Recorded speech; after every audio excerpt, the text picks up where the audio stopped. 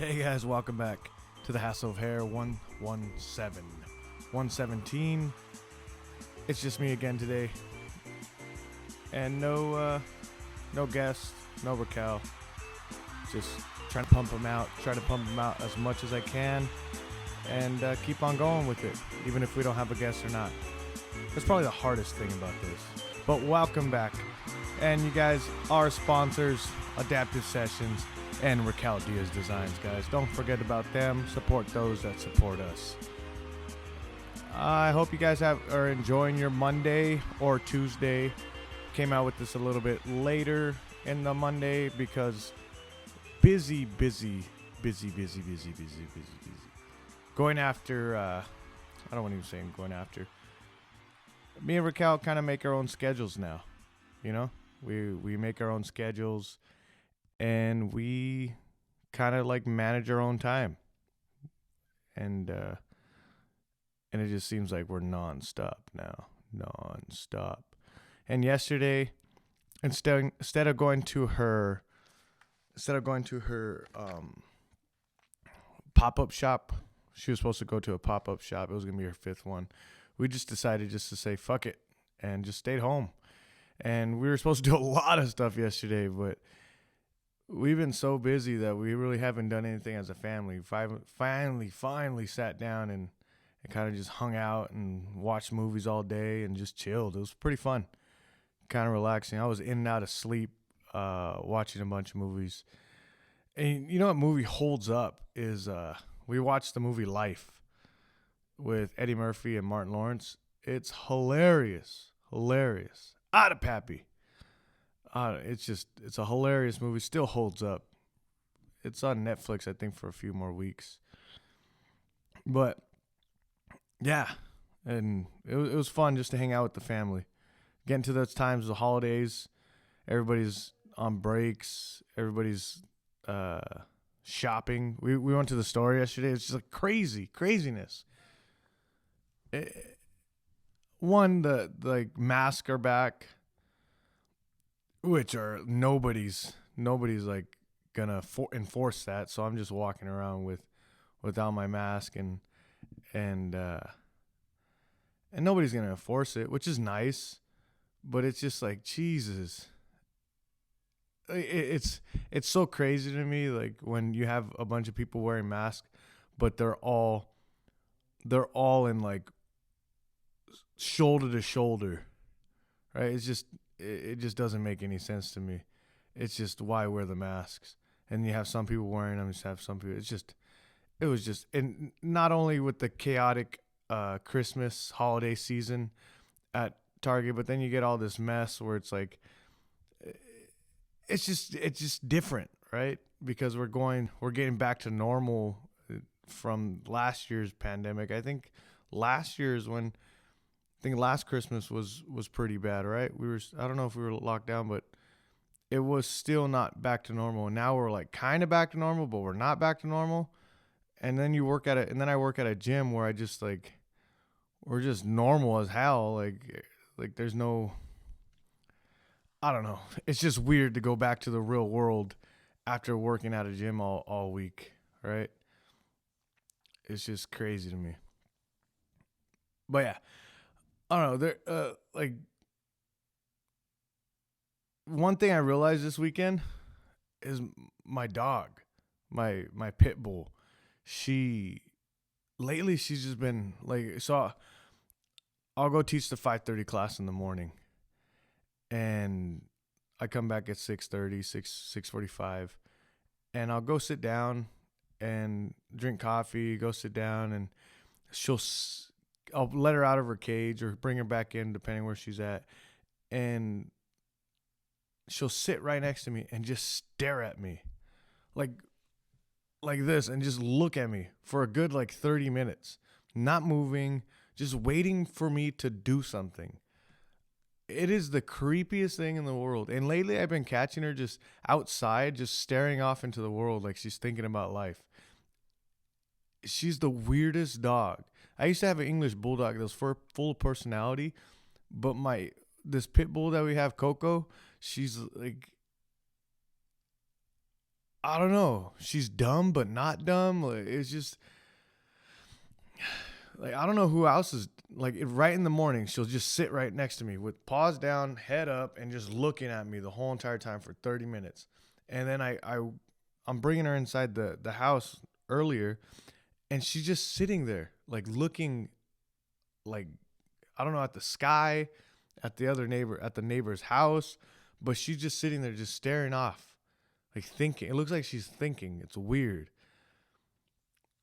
I don't know. And then it gets me thinking like so like our pit bull, very playful, very loving and kind of like that 4-year-old, 3-year-old personality where they just want to play. She just wants to play all the time.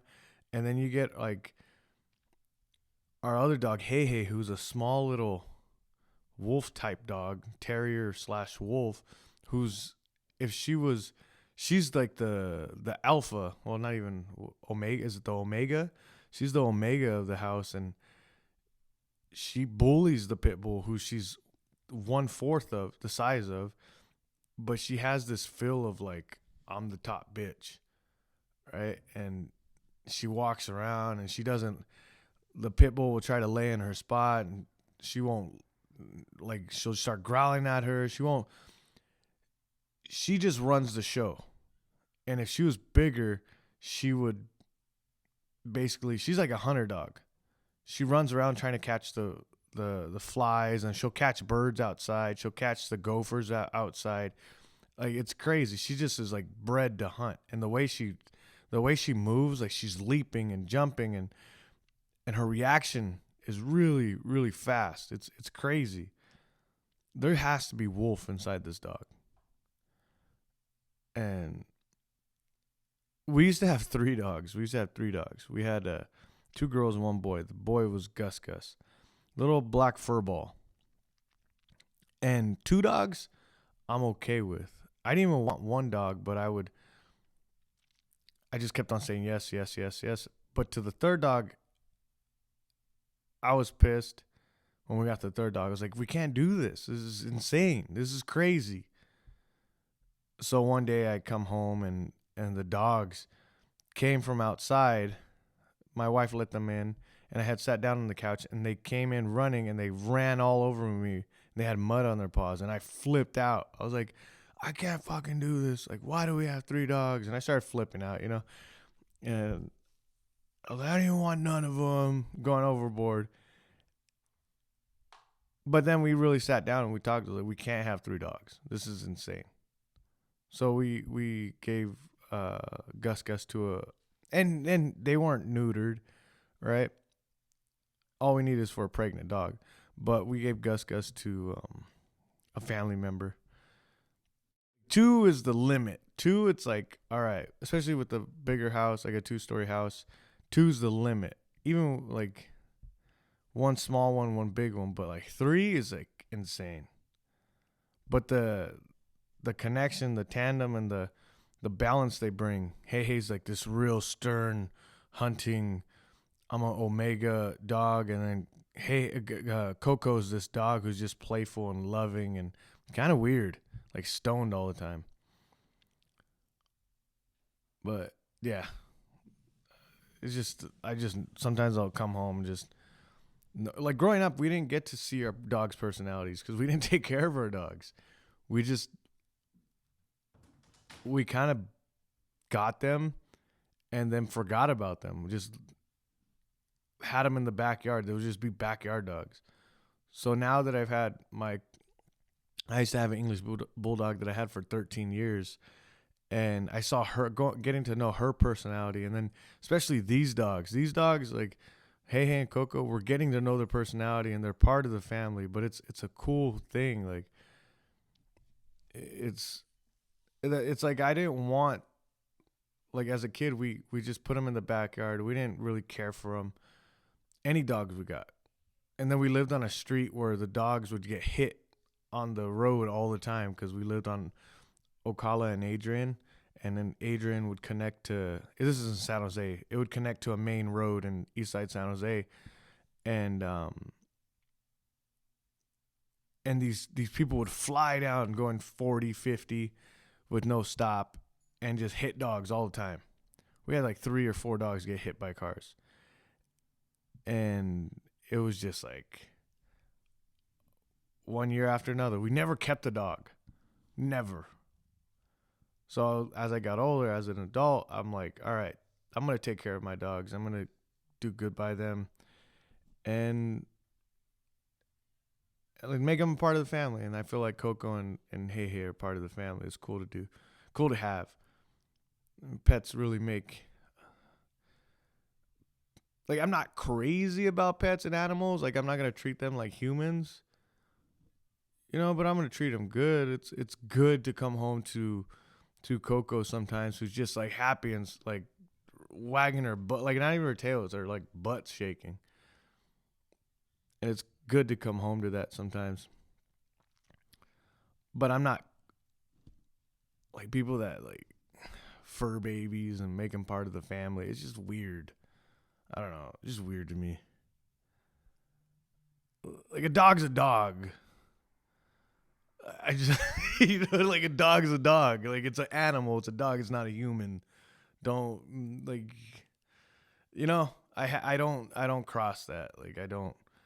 There's no connection in there where I'm like, oh, it's my baby. No, it's a dog. Maybe I'm heartless, or maybe I'm just I don't know. Maybe, but like, I have no problem.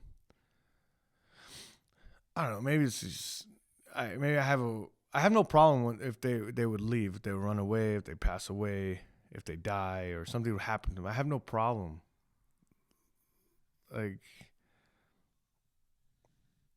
it would be sad. Like when Shelby passed away, my English bulldog, I did cry a little bit, but I didn't. It was more like it wasn't that I loved her like a human. It was more like the memories, like the stages of life that dog brought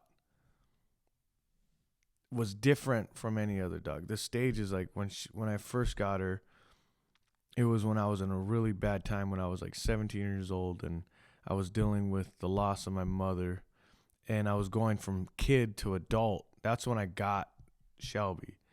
And then Shelby was there when I was going through getting my first job and living at my grandma's. And then she was there when I got my first really live-in girlfriend, and we lived together. And then she was there when I got married, and I bought my own, first rented my own house and then bought my own house. And she was like there for everything, right? And it's like this, it was like all this history that got taken away. So maybe I do care. Maybe I just talked myself into caring. But these two fucking knuckleheads that we have in this house, I don't know. Maybe I'll care. Fuck it. Who knows? But dogs are dogs, right?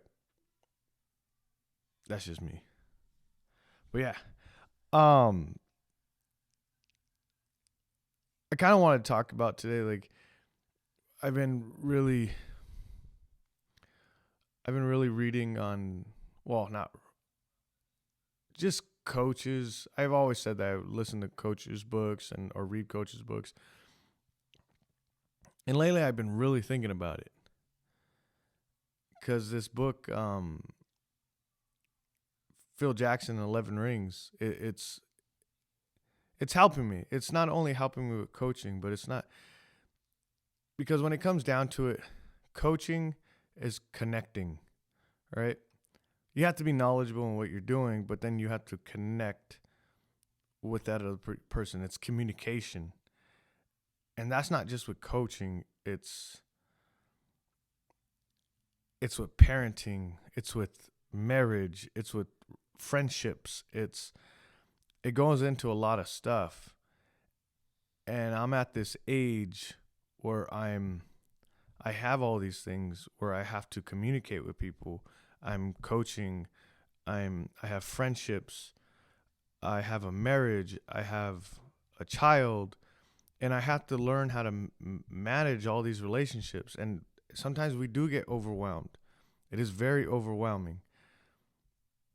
But I think the one thing that has helped me through all of this is is uh is learning how to coach, learning how to make connection, and then it's not from reading, or it's actually doing, right? You learning that you can't force somebody to do something. It's it goes in, and I had to learn that later in life, right? Like when I first got married, I was forcing things on my wife, like not beating her or anything, but like forcing my thoughts and my views on my wife, and and then even my kid. I was forcing my views and my thoughts all like on them, on my family, and then my friendships, and I learned through learning martial arts and then coaching martial arts that it's communicate, like really this podcast has helped me, right? Like talking to different people and getting to know different people, and you're realizing that people are all different. Your your mindset and the way you do things are completely different from everybody in this world. You might have similar traits, but it's completely different from other people in this world. And trying to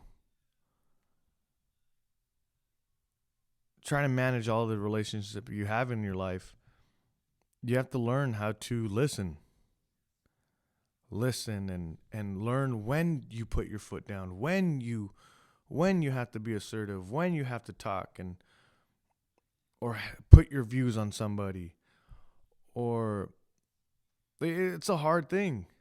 And I'm lucky in my life where a lot of my friendships have ended awesome, right? Like you know, because there are times when you force relationships, right? And we're like scared, like, man, I just like me. My wife says I'm a people pleaser, and I want I don't want anybody having a bad like view on me, right? I guess that's a people pleaser, but I don't want my relationships to end bad. I want all my relationships to end good, and most of the time, like they have, and it's gotten better. But at the same time, you kind of like gotta. What my problem is, where you just gotta end a relationship and say, hey, we gotta, like, you're going your separate way, I'm going my separate way, and there's no more friendship there. I don't know if I'm making sense, but it is hard. Like it's hard to manage your relationships. This is how some people end up alone, right? Because, and I'm not saying alone without like a girlfriend or boyfriend, but with relationships, friendships, family, uh, kids, every relationship you have in your life. There's some people out there, and I have a family member who I have family members who have torn, burned all their bridges, right? And there's no friendships or relationships there for them anymore. And I think sometimes the reason why that happens is because we give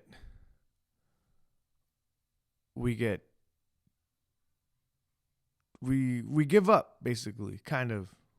We give up on trying to build ourselves, on trying to learn how to communicate. Because, man, some people just do not know how to communicate. They could be the smartest person in the world. They could be the best person at something. And they can't communicate. And some people learn how to communicate and they build themselves to it and they get better at it. And then some people say, fuck it. And then wonder why they're alone. Wonder why they can't connect with people. You have to learn how to communicate. It's a process, and this podcast has helped me do that, right? And communication's huge, right? It's super big. How many fights have you gotten into because you can't communicate with the other person, or there's miscommunication? There's Me and my wife have fought so much because of miscommunication. Never, never, never. Here's a quick tip for young married couples who are less than 1 year. Um, Quick tip: don't ever fight over text messages. Text messages, you cannot fight over text messages because you're reading it in your head and your tone and your meaning, right? There has been so many times where me and my wife have fought over text messages where we shouldn't have. Like, it's just miscommunication, thinking that we meant something that we didn't mean because we read it wrong. That fucking sucks. And it's don't overthink text messages. It's one of the reasons why I hate, like, if you know me, I hardly respond to text messages. I hate talking on the phone, for one. I hate responding to text messages or messages because I want to talk to you in person. We're way too connected in society, right? Way too connected. And I'm realizing that as I get older, way too connected. You have to learn how to be non-available.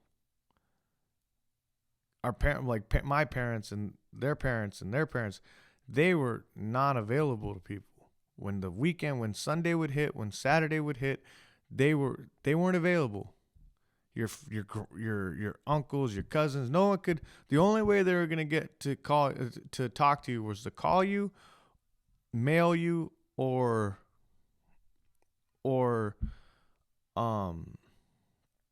talk to you in person. But now you got Twitter, Instagram, Facebook, email. What's the other ones? What's the ones that all the foreign countries use? The chat. I forgot the chat. You got all those things. You got Tinder. You have Grindr. You have all these things that connect you with people. And it's crazy because it's not. I think it could be really good at times, but then it could be overwhelming, right? And maybe that's what I'm trying to get at too, is that I was getting a little overwhelmed with all the connections I was making. Like, I was trying to, like, I went from working at FedEx, not really talking to anybody, to doing the gym thing, doing the podcast, to connecting with a bunch of people. And I'm like, man, this is crazy. Like I'm available Monday through Sunday for people. It's like I needed to relax. I needed to peel back. I still do. That's like one of the main things is managing my relationships. Right? And that's part of it, is knowing when to not be available. Right? And I think I'm getting better at it, learning to turn off. I got to turn off for the family. You have to. You can't be on 24/7 when it comes to, like, going after your passion, going after your dream, sometimes it feels like it. Sometimes you want to keep pushing. You're like, I gotta work, I gotta grind. Like, that rock song that's going on. I forgot what that song's called. But, like, when we were watching movies, and this always happens when we hang out as a family and we just sat on the couch and we watched movies. You know how many times in my head it's going, you lazy fuck, get up, you need to go do something. And then my wife, she knows me now. She looks at me, she says, relax, you're doing okay. So tell me, there's nothing wrong with you just not doing anything. And then I had another friend tell me, like, you got to be spontaneous. Like, you just got to drop everything. It's never the right time to go do something. Just go do something that's with your family or with your girlfriend or with your wife. Like, you just got to go do it. And that's what I like. One of my goals for next year, I mean, coming into in the new year, is to really, really like take advantage of, like, I'm happy now. Like, I'm happy with doing everything I'm doing, but I have to sometimes turn that off because it's so fun. I'm having fun doing like coaching and doing martial arts and doing it for a living, and then doing the podcast. Like, it's fun. All of it's fun. So it's fun to do, and it's I'm always 24/7 doing it. But then learning how to turn it off at times, right? Where it becomes, or it doesn't become a job, or it doesn't become something that is forced. Learning how to turn it off, because when you turn it off and then you turn it back on, it's fun again.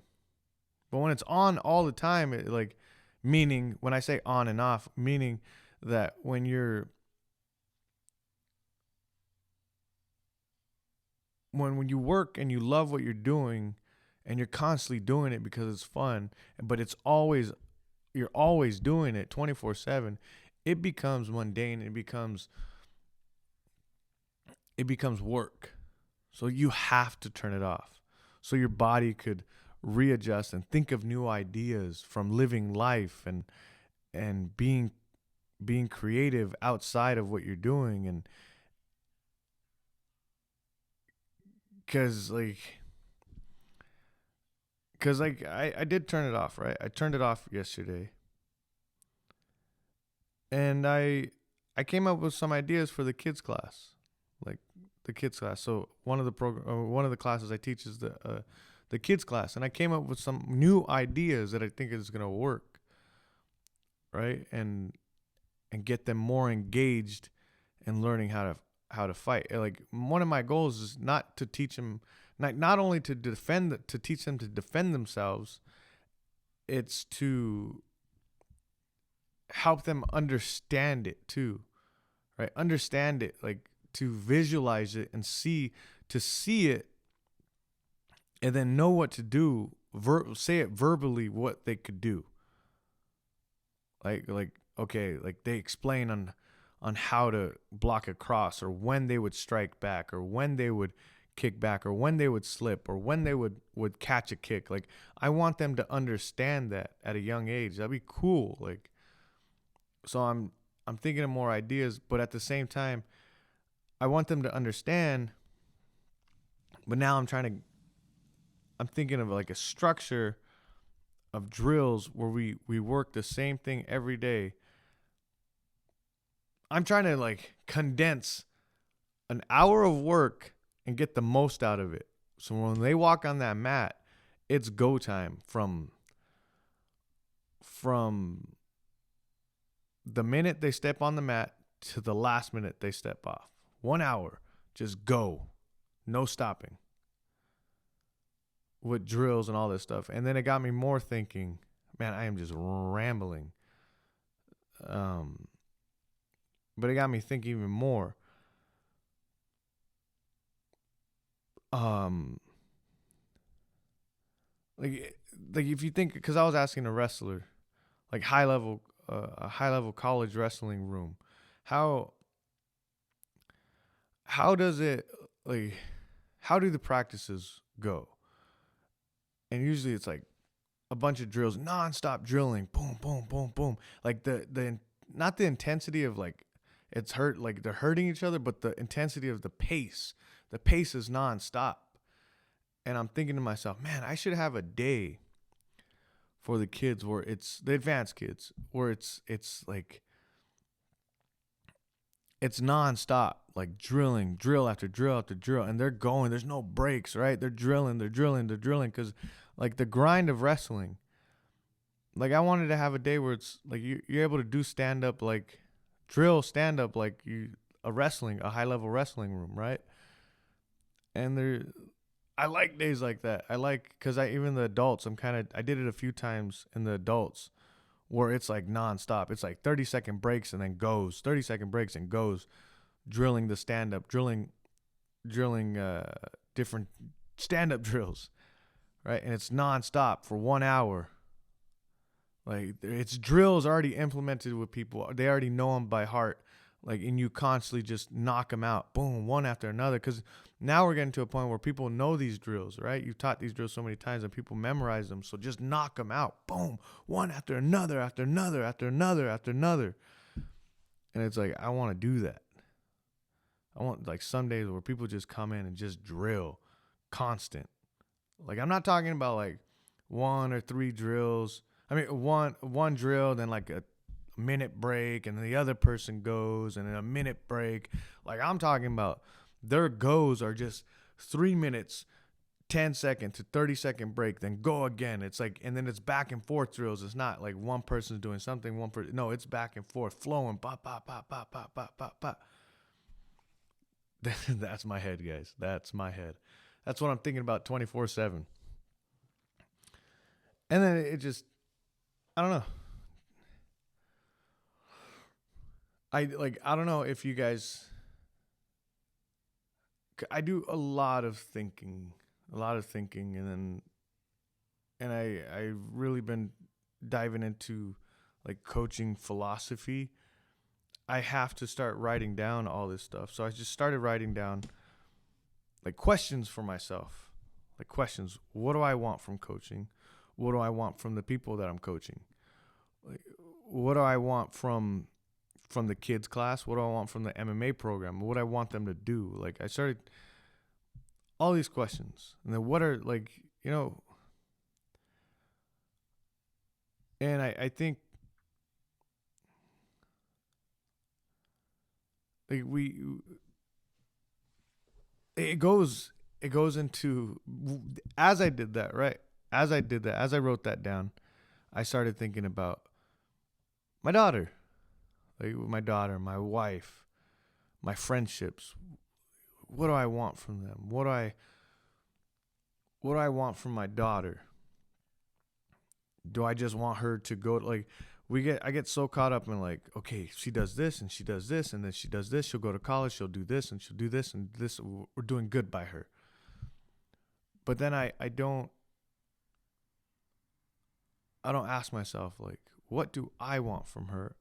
And like, what is the goal, right? What is the goal for her? And her, like, for me as a parent, like, I realize, like, it's for her to be able to live free, for her to be able to do what she wants in life, be her own boss, live a life that she loves, find great relationships, like. And it's funny because I'm so focused on her going to school, right? I'm so focused on her graduating high school, going to college and getting a degree and getting a good job, that I didn't realize it's not even what I want for her is not even, like, it's not even part of that. I want her to go to school. I want her to get a good degree.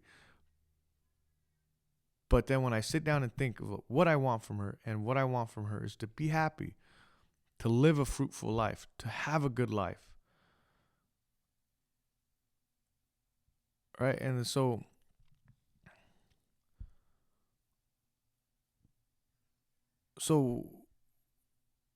why am, like, it's, again, this is how I think, and this started from me just writing down what I want to do for coaching, right? For the kids class, and learning how to write my own, the way I think and the way I want to coach, right? And I'm not saying I'm a great coach. That's not what I'm saying. I'm learning how to, right? I'm learning how to, and I want to do better. So I'm always trying to do better. But all this thought process started from me just thinking about coaching, and then it fucking just led into my whole life. It's so weird. But it just has me thinking, like, am I doing right by her by, like, she's going to be taking AP classes. She's going to be doing all this. Like, sometimes I do have to ask, like, hey, do you want to do this? Is this something you want to do? Right? Because we as I'm raising her, sometimes I get caught up in too much of what's the way, what's the process, what's the good way, how is she going to be a good student or a good person, what's the way, right? What's the right way? There you go. What's the right way? And I'm like, okay, that's the right way. I didn't even fucking go to college. That's not how I did it. Then how do I know that's the right way? It's so weird. Like, I haven't even fucking went to college. My wife hasn't even went to college, right? And we're thinking in our head, like, if she goes to college, that's the right way. But what if it's not? What if it doesn't work out? So what do we do then? So why don't I work for? Why don't I think of that? Like, have that in back. Sometimes you just gotta trust that she's just gonna live a good life. But in my head, I'm thinking that it's all gonna work out. What if it doesn't? Am I prepared for that? As a parent, am I prepared for that? And I think I am. I hope so. And then I started thinking about what do I want for my wife? And she was stressed out. Like, she did a big order this week with her Raquel Diaz designs, and she's pushing, right? She has this part-time job at Ross, right? And she's working her business. She has a part-time job at the gym, and she's pushing, right? She's pushing. She's trying to do the right things to make a business and do the right things to succeed. And when I first met her, it wasn't like that. We both didn't know how to do this. We didn't know how to do this life thing. We're trying to figure it out. We didn't have a path. No one showed us a path, gave us a game plan. We basically had to learn it on our own. Learn it in the steps, make mistakes and learn, right? And now she understands what she has to do, and she's pushing, right? And then she just, Saturday night, we were just dirt tired. Like, we're tired. We're nonstop. We're 24/7. Go, go, go, go, go. On Friday, she stayed up making that big order till I was helping her pack it, their cups for a wrestling tournament. Helping her pack it till 1 o'clock in the morning. Then we the next day she's doing orders, and then we go to the gym dinner, the employee dinner, and then we wake up the next morning and we're supposed to go to this booth thing. And then I look at her and she's like, I'm tired. And I realized, I was like, man, you want this for you. I want this for my wife. I want her to push. But I want her to be happy too. And then before, in those moments would happen, I would look at her and you're being lazy. Get up. We gotta go. We gotta hustle. But now I look at her and I'm like, okay. We've been working our asses off. Let's just take a day. And it's at the end of the day, what do I want from my wife? I want her to be happy. It's a simple question, right? What do I want from my wife? I want her to be happy. Simple. Keep it simple. But it is what it is. And I don't know, guys. I don't know if I'm just rambling, if it makes any sense, but I love you guys. Thank you guys for keeping up with us, staying with us. I'll give you one more thing I've learned over the weekend. I promise we'll get back to guests, and it's not just me rambling. I'll give you one more thing that I learned over the weekend. And it's not 24/7. There's always that thing, no sleep. I'm going to work harder than anybody else. No sleep, right? It's not. I don't give up. I don't give up on anything. Don't. And I realize, it's funny because my whole entire life, people have told me I'm doing stuff wrong. Jesse, you're doing stuff wrong. That's not how you do it. You're doing stuff wrong. And people always had their opinions on me. Growing up, as a kid, as an adult, always family members, teachers, friends, like always, right? Always saying, like, always telling me I was doing stuff wrong. Like, it goes down to me having long hair, to having getting a tattoo on my hand. Always told me I was doing stuff wrong. But I am the happiest I've ever been. I have a good life. And I love what I'm doing. So I'm doing something right. And that's what I learned. And it's given me more confidence than ever. You will go through these roller coasters, and when people will tell you you have to grind, you have to work, and you do. There's these moments that happen in your life where you have to push through. Right? It's a roller coaster. There's these moments in your life where you push so hard, where everything's going through shit. Like, this is what people don't want. This is why people don't want to go after their dreams and their passions. There's these moments in that road, that path that you take, that things get tough. Things get fucking hard. Like, nothing's going right. Like with me, like my wife would be mad at times, would be pissed, and then I got stuff going on in the gym that wasn't going right, or stuff at going home, like nothing was going right. And it's like you're pushing so hard, and you think everything's gonna go right, you think everything's gonna go, like, be perfect eventually, but then there's these parts where you're doing everything right, and you're working your ass off, and it gets to a point where you hit a wall, where nothing, you're doing everything right, but it seems like nothing's going right. And people don't want to push through that. And that's why I always say, like, sometimes to people, like, walking through the fire. Because once you walk through that fire, once you push through that and you make it to the other side, you grow. You grow so much more. And when you're going after your passion, I guess I'll make it something about passions, because this podcast is about passions. When you're going after your passion, there's going to be walls. And this is when people give up. You don't have to grind and no sleep. I'm going to work 24/7. That's not possible. It's not. Try it. You could probably do it for a year and then break down. Or you won't have any friends, basically. Right? But there comes points where